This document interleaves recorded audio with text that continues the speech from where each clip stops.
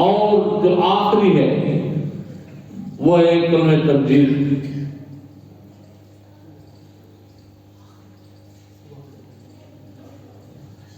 سبحان اللہ الحمد للہ ولا الہ الا اللہ واللہ اکبر ولا حول ولا قوت الا باللہ العلی العظیم۔ یہ جو کلمہ تنزیل ہے، تیسرا کلمہ،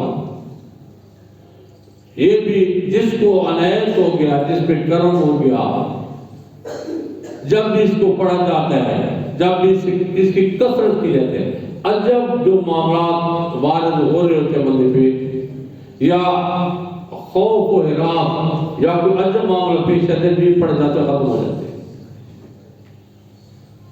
یہ پورا اس دعان نے عبد الرحمن بن ناصر السعیدی نے یہ پورا نچوڑ نکال کے دیا ہے کہ یہ 6 اذکار ہیں قرآن میں، جن کو اپنا لیا جائے تو بندے کو خیر تمام کی تمام مل جاتی ہے۔